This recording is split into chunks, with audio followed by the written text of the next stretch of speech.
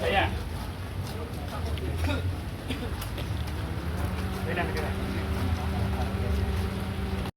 Ya, jadi terkait dengan laporan pengeroyokan ini kan sebenarnya sudah masuk di Polres beberapa waktu yang lalu, dan hitungan saya ini sebenarnya sudah cukup lama gitu ya. Jadi kalau misalnya tadi saya mendengar tahapannya masih penyelidikan, belum naik ke penyidikan, menurut saya Polres Kebumen ini terkesan sangat lambat dalam menangani perkara ini, karena bukti-bukti saya kira juga sudah jelas. Terus korban ini juga masuk rumah sakit tidak dapat melakukan aktivitas itu 3 hari ya. Terus sepeda motor yang digunakan oleh pelaku ini juga jelas ada. Terus yang lain juga adalah bahwa sebenarnya di awal itu sudah diamankan 1 orang, tetapi itu dilakukan pelepasan. Saya nggak tahu persis apa motif daripada kepolisian Resort Kebumen untuk melakukan pelepasan itu.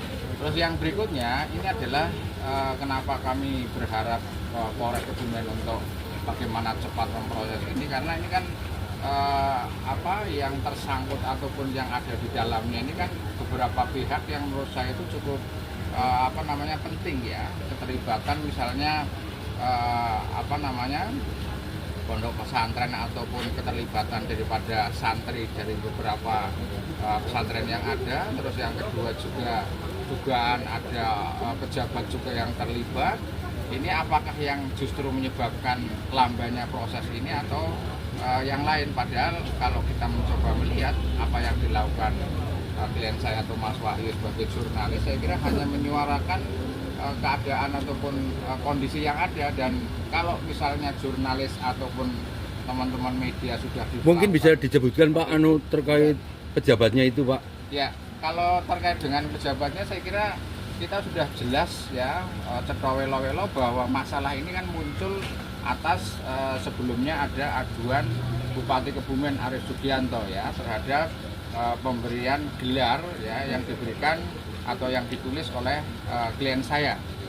Nah, setelah itu baru ada aksi demo di Polres Kebumen, dan saya juga melihat sesuatu yang tidak lazim ya. Ada demo kok dilakukan di dalam lingkungan Polres Kebumen. Nah, setelah itu sore terjadi kejadian pengeroyokan terhadap wartawan itu, sehingga apa yang terjadi kronologi ataupun narasi yang terjadi ini adalah hal-hal yang menurut saya itu sangat tidak wajar, sehingga sangat mudah sebenarnya untuk kepolisian merunut masalah tersebut, melakukan penyidikan, menangkap orang yang melakukan dan segera memproses. Mengingat ini adalah juga tidak kemungkinan berkaitan dengan proses pilkada yang ada di Kabupaten Kebumen. Kalau pilkada nanti dicemari dengan hal-hal yang seperti itu, bagaimana hukum ini lumpuh misalnya karena ada keterlibatan orang kuat, keterlibatan misalnya pihak-pihak tertentu yang dianggap sebagai tokoh agama,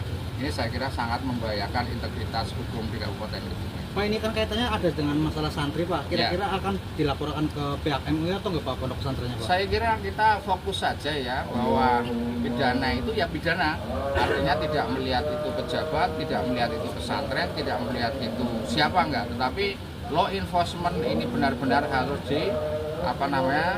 dilakukan, dan ini adalah ujian bagi aparat penegak hukum, khususnya adalah Polres Kebumen gitu, untuk melakukan penyidikan dan proses hukum masalah ini.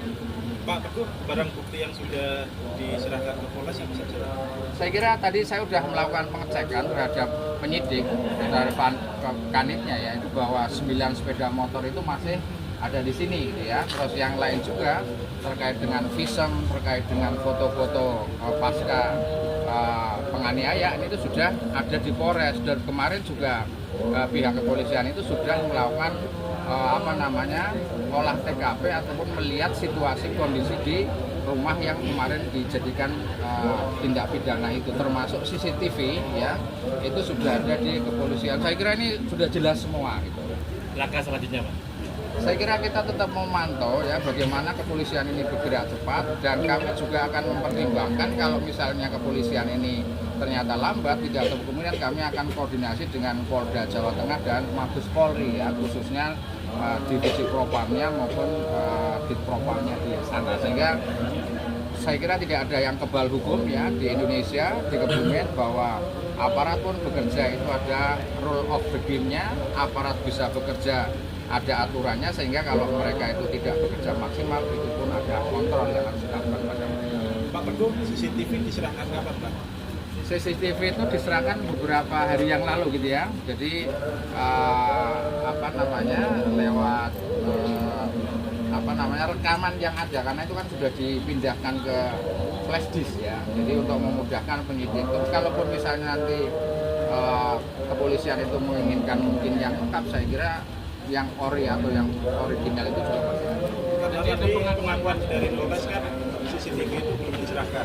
Ya kalaupun misalnya ada pengakuan atau pernyataan seperti itu, saya kira tidak terus tidak harus kita permisi terhadap kerja kepolisian. Harusnya kepolisian itu malah mengambil dari awal. Kenapa misalnya sampai lalai seperti itu ya, sehingga itu sama sekali tidak akan melemahkan ya bahwa publik, bahwa masyarakat itu yang dianggap lengah. Justru kepolisian yang lengah. Harusnya kalau begitu ada kejadian, CCTV diamankan, terus bukti diamankan, tersangka diamankan, tidak terus malah abai seperti saat ini gitu. Jadi sama sekali itu tidak menjadi alasan pemaaf atau pembenar bagi pihak kepolisian. Pada tadi disebutkan kan ini soal masalah perkara ini kan ada satu pautan dengan pilkada Pak. Ya. Ya kan, apalagi calon ini kan termasuk sebelumnya kan mencalonkan diri sebagai bupati kan. Ya. Nah kira-kira harapan untuk Polres sendiri? Saya kira ini adalah sekali lagi test case ya, bahwa kepolisian itu bisa